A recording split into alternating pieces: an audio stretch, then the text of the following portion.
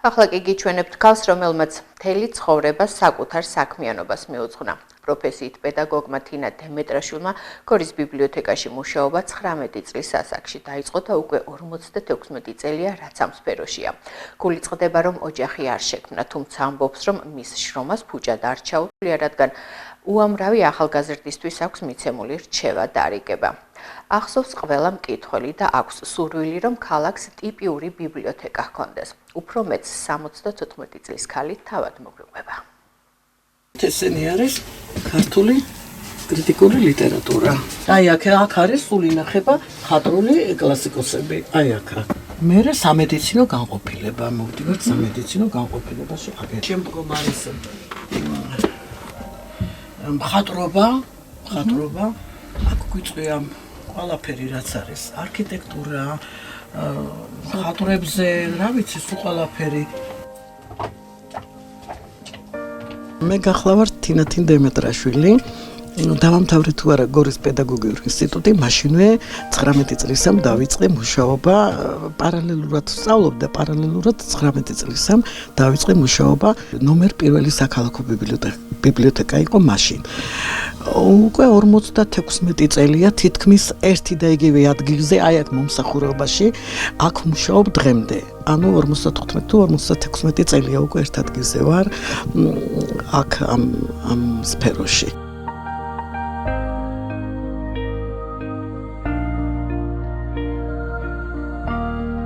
მე მიყვარდა ჩემი სპეციალობა, რა თქმა უნდა, მასწავლებლობა, ფილოლოგი ვარ, მაგრამ ძველად როგორ იყო, იცით, მამებს ვეკითხებოდით, სად უნდა გვემუშავა, კი რა ისინი ერეოდნენ ჩვენ საქმეებში და შვილო იქ სკოლაში გაგაბრაზებენ ბავშვებიო და ბიბლიოთეკა მშვიდია, კარგი სამსახურია და მშვიდად იქნები და აქ მოვედი და აქ შემორჩი და მე მიუხედავად მაგისა, რომ პედაგოგობა ძალიან მიყვარდა ეს პროფესიაც ძალიან შევიყვარე და რომ არ მიყვარებოდა, დღემდე ალბათ აქ არ გავჩერდებოდი.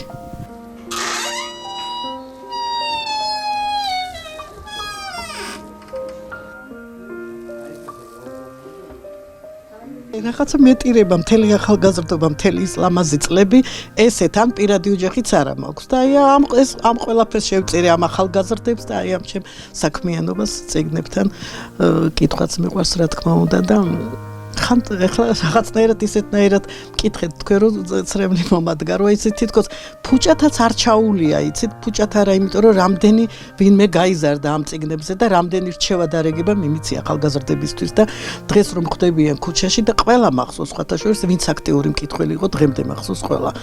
და ყველას მოვიკითხავ ყველა ბევრისაც სახელი და გვარიც კი მახსოვს და გაოცებულან ხოლმე რომ როგორ გახსოვთ რამდენი წლები გავიდა 20-30 წელი ზოგი ჯარში რო იყვნენ წასულები და შემოდიან და რომ ვიცნობ მე თვითონაც გაოცებულები არის ანუ მე ის თქმა მინდა იმდენად შევიყვარე მე ეს პროფესია რომ აი დღემდე სულში და გულში მაქვს გამჭდარი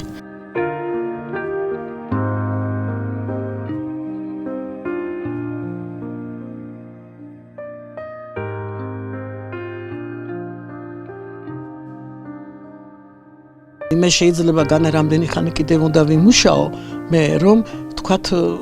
რამოდენიმე წელი ხო თუნდაც და ამიტომ მე ვისურვებდი მაგალითად ეს ბიბლიოთეკა აი ახალგაზრდებისთვის მომავალი თაობისათვის უფრო ფართო წრეში და ფართოდ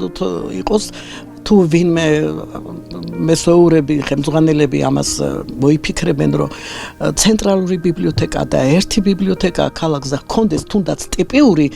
აი ამას ვერ მივახციეთ სულ გვინდოდა რომ ტიპიური ყოფილიყო ვითხოვდით მაგრამ ვერ მოხერხდა და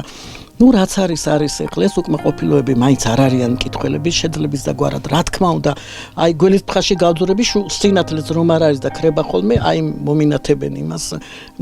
სანთელიც აქვს ტელეფონს და ისევ ძებნით და რა ვიცი ეხლა და თუკის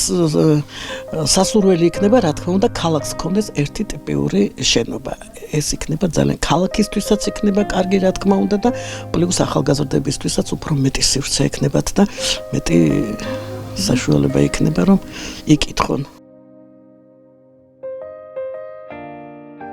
მე მიხარია რომ ახალგაზრდები მობრუნდნენ წიგნისკენ და აი განსაკუთრებით ვაჟები რომ მოდიან აი არ ვიცი ყველა ხონდა ცხოვრობ რომ რაღაცა